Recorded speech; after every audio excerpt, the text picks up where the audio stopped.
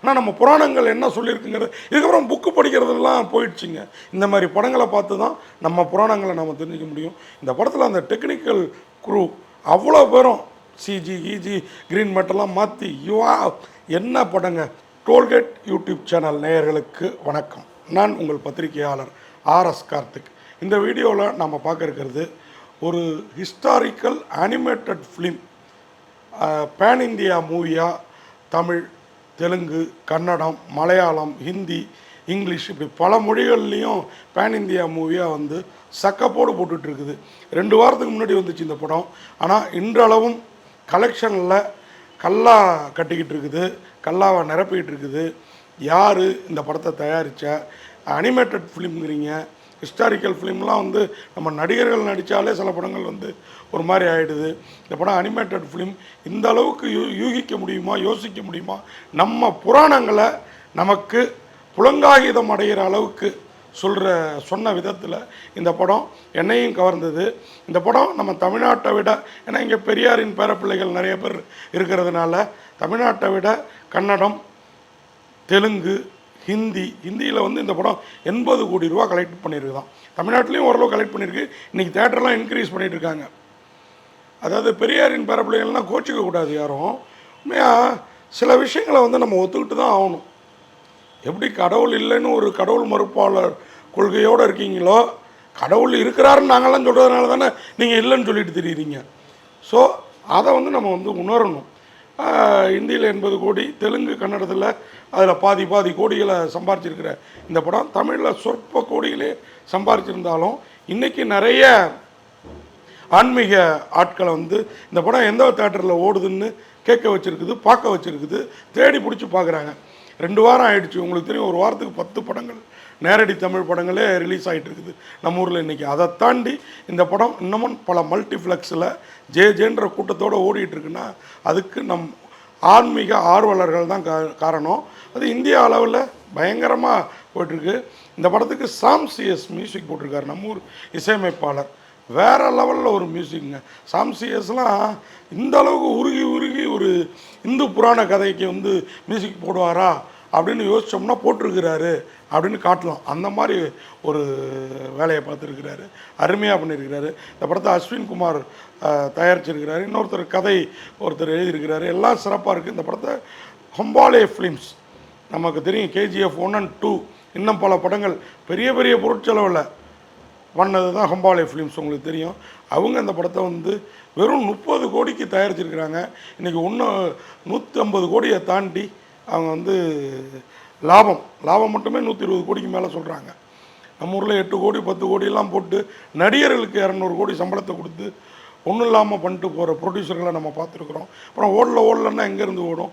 இப்படி ஒரு புராணத்தை என்ன கதை? இந்த மகா அவதார் நரசிம்ம அவதாரங்கிறது பொல்லாத அவதாரம். நரசிம்மர் சாமியை கும்பிடவே காளியை கும்பிட்ற மாதிரி பல கட்டுப்பாடு வச்சுருப்பாங்க. ஐயப்பனை கும்பிட்ற மாதிரி சுத்தபத்தமாக இருக்கணும்பாங்க. ஒரு முருகன், ஒரு விநாயகர்லாம் வந்து நீங்கள் வந்து அவ்வளோ ரெஸ்ட்ரிக்ஷன் இருக்காது. ஆனால் ஐயப்பனுக்கு பயங்கர ஐயப்பனுக்கு அந்த மாதிரி நரசிம்மர் வந்து உங்களை ஒரு உக்கிர பார்வை பார்த்தா நீங்கள் வந்து நக்கிட்டு போக வேண்டியதான் அப்படிம்பாங்க ஊர்லலாம். அதே நேரம் நரசிம்மரோட கடைக்கன் பார்வைக்கு பல காருண்ய தீட்சங்கள்லாம் உண்டு அப்படிம்பாங்க. நரசிம்மர் அவதாரம் எப்படி வந்தது, யாருக்காக வந்தது அப்படின்னு பார்த்தீங்கன்னா, பக்த பிரகலாதன் அப்படிங்கிற அந்த அரக்கரோட பையனுக்காக வந்தது தான், பிரகலாதனுக்காக வந்தது தான். அவங்க அப்பாவை அழிக்கிறதுக்காக வந்தது தான். என்னடா அப்பாவை அழிக்கிற? ஆமாங்க, இரானிய கஷாபு அவர் தான் வந்து இந்த பக்த பிரகலாதனோட அப்பா. பக்த பிரகலாதனோட அப்பா இரானிய கஷாபு வந்து ஒரு பெரிய அரக்கன், 2 பிறவிகள். அவன் தம்பியை வந்து விஷ்ணு பகவான் ஓவர் அக்கிரமம் தாங்காமல் கொண்டு போட்டுடுறாரு. இவன் பயங்கர சிவபக்தன். சிவனை நோக்கி மலையில், இமயமலை தான் வேறங்க இருந்து தவம் இருந்து புத்துலாம் இவன் மேலே ஏற்பட்டுடுது. அந்த புத்தோட தவம் இருந்து பிரம்மனை நோக்கி தவம் இருக்க, பிரம்மன் வந்து நீ கேட்கும் வரம் தந்தேன்னு சொல்ல, என்ன சிவனோட ஆசையோட பிரம்மன் வந்து சொல்ல, இவர் அந்த வரத்தை பெற்றுக்கொண்டு வரம் கொடுத்து வந்தாலேயே கை வைக்கிற கதையாக விஷ்ணுவையே எதிர்க்கிறாரு. ஏன் எதிர்க்கிறாரு அப்படின்னா, தான் தம்பியை கொன்ன விஷ்ணுவை எப்படி எதிர்க்காமல் இருப்பார்? அரக்கர் என்றாலும் எங்களுக்கும் மனசு உண்டு, என் தம்பியை கொண்டுட்டியே, அவன் செஞ்ச அநியாயம்லாம் நீங்களே பார்த்தீங்கன்னா, நம்மளே ஒரு சின்ன தப்பு செஞ்சோம்னா நம்ம அப்பா வந்து ஒரு பீரியடுக்கு அப்புறம் நம்மளை கண்டிக்க மாட்டார். அந்த மாதிரி தான் அரக்கர் கூட்டம் தான் இன்றைக்கி மனித கூட்டத்திலே பல பேர் மனம் வந்து அரக்கர் மனமாக மாறினதால தான் இன்றைக்கி நியாயம் தர்மம்லாம் இல்லாமல் போயிடுச்சு. அந்த மாதிரி காலகட்டத்தில் கிட்டத்தட்ட கலிகாலத்தில் இப்படி ஒரு படம் வந்திருக்கிறது கொண்டாடப்பட வேண்டிய படமாக கொண்டாடிக்கிட்டு இருக்காங்க. நார்த் இந்தியாவிலும் நமக்கு கொஞ்சம் முன்னாடி உள்ள தெலுங்கு தேசம், ஆந்திரா, கர்நாடகா இந்த பகுதிகளிலும் நாம் இப்போ தான் கொண்டாட ஆரம்பிச்சிருக்கோம். 2 வாரம் கழித்து. இன்னும் எத்தனை வாரம் அது தேட்டரில் இருக்குமோ தெரியல. ஓடிடியில் வர்றப்பையாவது விட்டுறாமல் பாருங்கள். நிச்சயமாக ஓட்டி பார்க்க மாட்டீங்க. அனிமேட்டட் ஃபிலிமில் உலக அளவில், இந்திய அளவில் முதல்ல உலகத்தையே திரும்பி பார்க்க வச்சுருக்கிற படம். இந்திய அளவில் முதல்ல கலெக்ஷனில் நம்பர் 1 இருக்கிற படம்.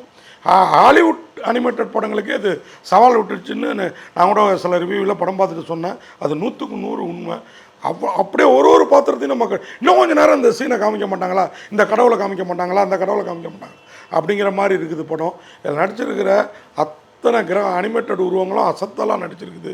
இதில் லட்சுமி வராங்க, துர்காதேவி வராங்க, பிரம்மன் வரான், இந்திரன் வரான், விஷ்ணு வராரு, விஷ்ணு அவதாரம் எடுத்து வராரு. இந்த அரக்கர் இரானிய கசாபு, இந்த அரக்கர்கள் முகம்லாம் பார்த்தா அப்படி அவனுக்கு ஒரு அருமையான புள்ள.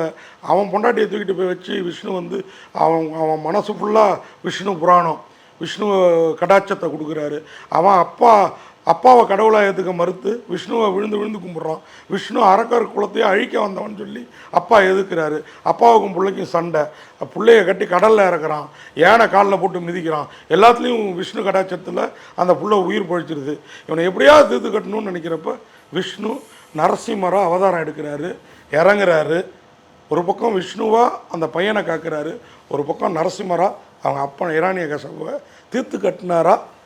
நம்ம சேவற்கொடியோன், அந்த வேல் வந்த கதை, சேவர் கொடி வந்த கதையெல்லாம், பாம்பு வந்த கதை, மயில் வந்த கதையெல்லாம் சொல்லுவாங்க இல்லையா முருகனுக்கு. அந்த மாதிரி அரக்கர்களை நம்ம ஒரு விலங்காத்தம் நம்ம கூடயே நம்ம கடவுள்கள் வச்சுக்கிற மாதிரி விஷ்ணு என்ன பண்ணார் அப்படிங்கிறதுக்கு விடை சொல்லுது. இது எல்லாமே பிரம்மாண்டமாக இருக்குது, பிரமாதமாக பேசப்பட்டிருக்குது. இந்த படத்துக்கு அப்புறம் பரசுராமன் இதே டைரக்டர் அஸ்வின் குமார் அவர் வந்து படம் பண்ண போகிறதா சொல்லியிருக்காங்க. இதே அம்பாளே ஃபிலிம்ஸுக்கு. உண்மையாகவே அதுக்கும் சாம்சி ஏசியே மியூசிக்காக போடுங்க. உண்மையாக அருமையாக போட்டிருக்கிறாரு. அருமையான ஒரு படம். எனக்கெல்லாம் படம் போனதே தெரிலங்க இந்த அனிமேட்டட் ஃபிலிம்.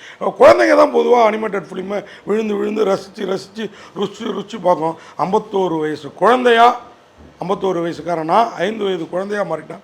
அப்படி ஒரு பிரமாதமான படமாக இருக்குது. உண்மையாக இந்த மாதிரி படைப்புகளை கொண்டாடணும், வரவேற்கணும். நீங்கள் பகுத்தறிவுவாதியாக கூட இருந்துட்டு போங்க.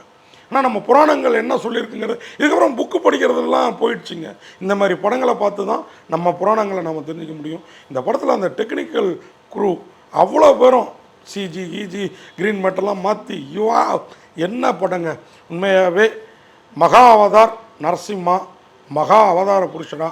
இதுக்கப்புறம் விஷ்ணுவோட பெருமாளோட ஒவ்வொரு அவதாரத்தையும் படம் எடுக்க போகிறதா சொல்லியிருக்கிறாங்க. இந்த மாதிரி அனிமேட்டடில் 30 கோடியில் எடுத்து 150 கோடி லாபம் வருதுன்னா ஏன் செய்ய மாட்டாங்க, செய்வாங்க இல்லையா. இதே பிரம்மாண்டத்தோடு அவங்க எடுக்கட்டும். இந்த மாதிரி படங்களை ஏன் தமிழ் சினிமாவில் எடுக்க மாட்டேங்கிறீங்க, அதை பேன் இந்தியா மூவியாக கொண்டு போக மாட்டேங்கிறீங்க.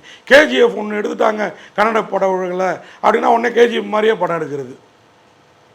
இப்போது இந்த மாதிரி அனிமேட்டட் படம், இந்த மாதிரி நம்ம ஒரு ஐடியாவை க்ரியேட் பண்ணி வேறு ஒரு சொல் இல்லை மலையாளத்துக்காரங்க மஞ்சுமோல் பாய்ஸு இந்த மாதிரி படம் எடுத்துட்டாங்கன்னா உடனே அதே மாதிரி நமக்கு கல் தோன்றி மண் தோன்றா காலத்தே முன் தோன்றியது தமிழ்குடி அப்படின்றோம். அப்போது சினிமா சவுத் இண்டியன் லாங்குவேஜில் சினிமா வந்ததும் தமிழில் தான். இங்கேருந்து பிரிஞ்சது தான் Andhra cinema, Telugu cinema, Kannada cinema, மலையாள சினிமா. இதை பெருமையாக சொல்லிக்கிறது மட்டும் இல்லை, நம்ம செயல்படுத்துறதுலையும் முன்னுக்கு நிற்கணும். நமக்குன்னு ஒரு பாணியில் வேறு ஜேனரில் படங்களை எடுக்க முயலுங்க, வெற்றி பெறுங்க. சும்மா வாரத்துக்கு 10 படம் ரிலீஸ் பண்ணணும், தேட்டர் கிடைக்கல அப்படின்னு பீட்டர் விட்டுக்கிட்டு இருக்காதீங்க. ஏன்னா நல்ல படங்களை நீங்கள் கொண்டு வந்தீங்கன்னா கொண்டாட நாங்கள் ரசிகர்கள் மீடியாக்காரங்க ரெடியாக இருக்கும். ஸோ தயாராக உடனடியாக இது மாதிரி விஷயங்களில் கவனத்தை செலுத்துங்க. கன்னட சினிமாலாம் நமக்கப்புறம் வந்த சினிமா, ஆனால் இன்றைக்கி நம்ம தாண்டி நிற்கிறாங்க. அந்த உயரத்தை நாமும் எட்டி பிடிக்கணும் அப்படின்னு சொல்லி விடைபெறுறேன். நன்றி, வணக்கம்.